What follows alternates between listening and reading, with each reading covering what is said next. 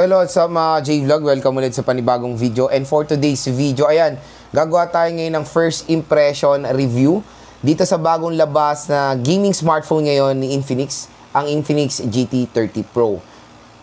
Maganda kaya to at ito na ba ang hinahanap nyong gaming smartphone? Tara mga J-Vlog, check natin.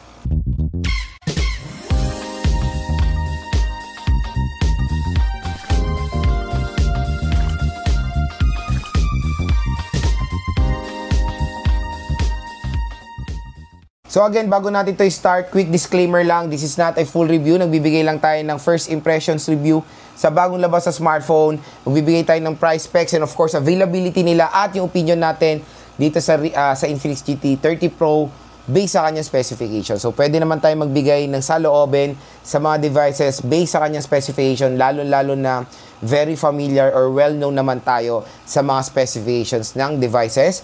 Lalo-lalo na na-try naman natin yung mga ibang specs na itong GT30 Pro sa mga ibang brands ng smartphones. Kaya, iwas na tayo sa mga comment, ay bakit wala yung device nyo? Huwag na kayong umiyak dahil i-review, game test and unboxing naman natin yan soon.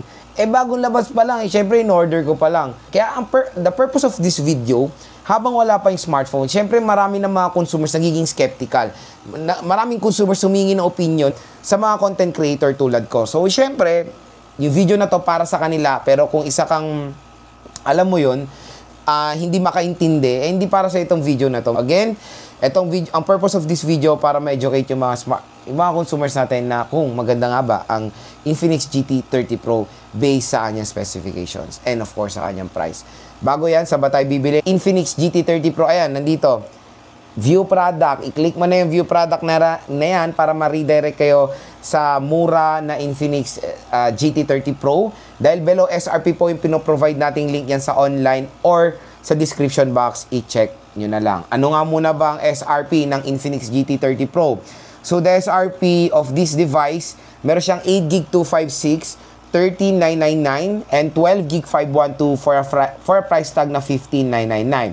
Pero magandang balita, pag binili nyo to dito sa link natin, yung view product na yan, below SRP siya.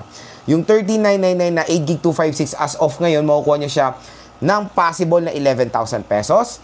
Tapos yung 15,999, possible na makuha nyo siya ng 13,000 pesos. So napakagandang deal, ang laki po na madi-discount nyo.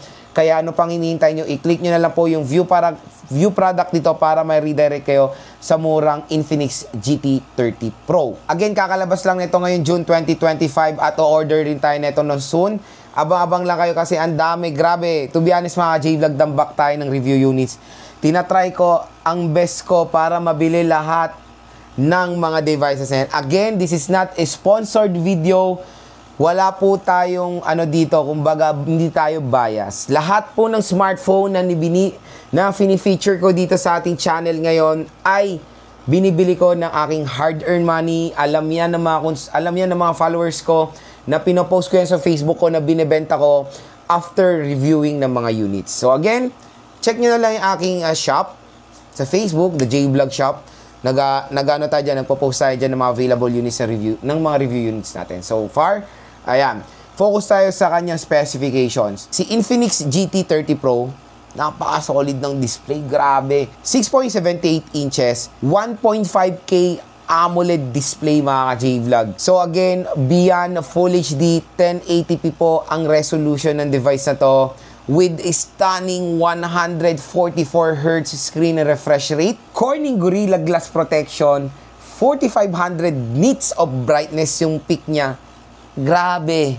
Display pa lang, mamamangha ka na sa Infinix GT30 Pro. OS out of the box, Android 15 with XOS 15. Sa chipset naman is MediaTek Dimensity 8350 with an octa-core CPU at yung clock speed niya is whopping 3.35 GHz. Grabe.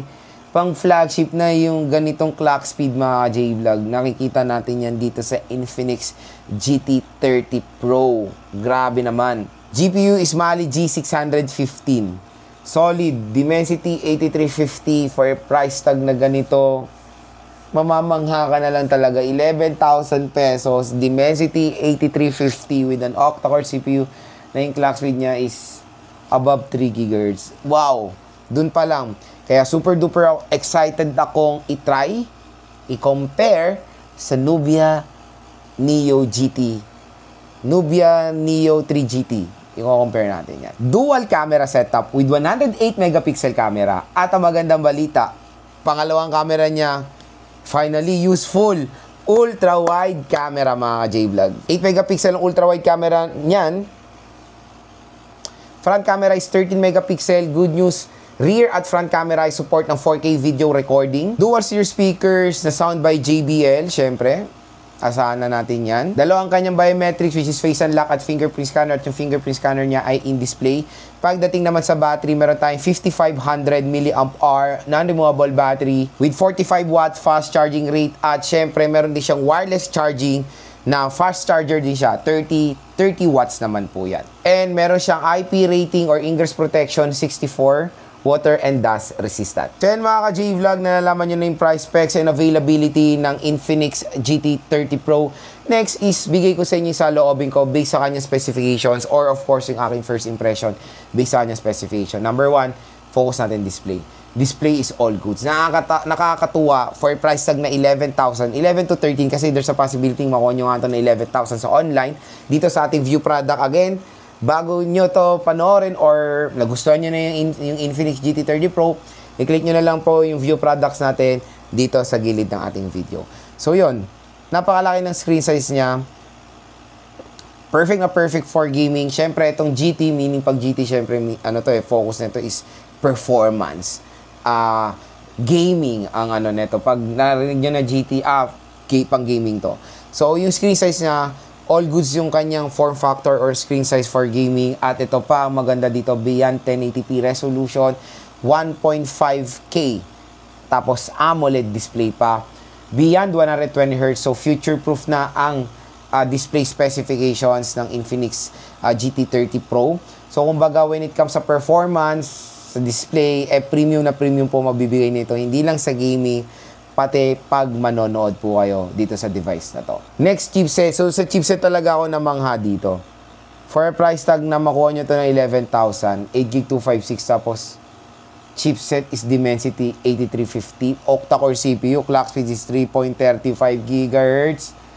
Grabe naman. Sobrang sulit. Yan yung isa, for me, yan yung isang magiging buying factor ng consumers. Yung chipset na makikita sa Infinix GT30 Pro. Hindi po mabagal na chipset yan. Napakaganda po ng chipset na yan for gaming. Kaya asahan nyo, pagdating sa gaming performance, maning-mani lang ng Infinix GT30 Pro, ang Genshin Impact, WoA, lalo na COD at ML, diba? Kaya yon mga J-Vlog, chipset, hands down for me. Kaya super duper din ako excited na game test ang Infinix GT30 Pro. Next, camera. Ito yung sinasabi ko sa mga previous video ko. Kung gagawin yung dual camera, wag naman AI lens, wag naman depth sensor. Useful ang gawin nyo. Okay na, for me, so, tulad nga sinabi ko dati, okay na sa akin ang dual camera as long as yung pangalawang camera is ultra-wide camera. Parang sa mga iPhone sa base model, di ba? Pangalawang camera is ultra-wide. Nagkatotoo na rin finally sa isang Android na makikita natin dito sa Infinix GT30 Pro. Secondary camera is very useful. 8 megapixel ultra-wide camera. Hindi lang yon. Rear at front-facing camera neto ay support ng 4K video recording. Kaya napaka-solid din ng camera na to. Hindi lang maganda ang gaming performance ng Infinix GT30 Pro. Pati ang kanyang camera performance ay nandoon mga J-Vlog. Maganda rin. Next is speakers. Speakers is fine. Dual steer speakers sound by JBL. So sa mga hindi alam, ang JBL po ay very well known po yan pagdating sa high quality speakers. So expect na natin when it comes sa overall bass quality, sound quality, makakapagbigay yan ng premium experience sa atin dito sa Infinix GT30 Pro. Next mga ka-J-Vlog, sa kanyang battery. Battery is beyond 5K, nakakatuwa nga ngayon na beyond 5K na ang ino-offer na battery capacity ng mga brands. So, 5500 mAh is malaki yan. Matagal din, makunat din ang battery nito. Hindi lang yon, 45 watt fast charging rate ang i-offer ng Infinix GT30 Pro. Again, in less than 1 hour lang, full charge na itong smartphone na to. Biruin mo binabad nyo yung smartphone na to sa gaming, ang tagal nyo naglaro, na low bat, maligo ka lang, kumain ka lang, kita mo full charge na yan. So, ganyan ka-convenient mag-charge dito. Hindi lang yon, support niya pa ang wireless charging at fast charger din ang support niya when it comes sa wireless charging. So 30 watt fast charging rin itong Infinix GT30 Pro. At next mga ka-J-Vlog, sa IP rating for its price tag na 15,000 pesos, for me is very acceptable pa naman ang merong IP rating na 64. Kasi yes, nakikita natin siya sa entry, nakikita natin siya sa budget, pero for its price tag, acceptable na yan. Again, ang IP64, water and dust resistant, hindi po yan pwedeng malublob sa tubig.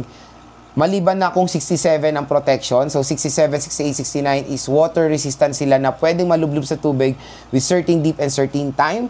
Pero dito sa IP64 na meron sa Infinix GT30 Pro, hindi po siya pwede malublob sa tubig, pwede lang po siyang matalsikan ng tubig with certain pressure lang. At ang pinakalas mga J-Vlog sa RAM at ROM. So ang RAM at ROM ng Infinix GT30 Pro is very reasonable. Yung pinakamura is 13,999 na makukuha mo nga ng possible na 11,000. 8GB 256 is very acceptable na man yan sa mid-range smartphone. Tapos ang gaganda pa ng specs niya. Makuha nyo pa yung 12GB 512 neto sa halagang 13K, sobrang sulit. So meron siyang plenty of RAM, plenty of storage. Yung base variant pa neto, kung mapa-base variant man yan or high variant, maganda naman po ang ma-offer na RAM at ROM ng Infinix GT30 Pro. So yun mga J-Vlog ang ating first impressions review dito sa device na to. Again, huwag kayong mag-alala, i-review, i-game test natin itong device na to. Hantay-hantay lang kayo. At kung interested kayo sa Infinix GT30 Pro, nandito, View Products. I-click nyo nila yung View Products na yan para ma-redirect kayo sa below SRP na Infinix GT30 Pro.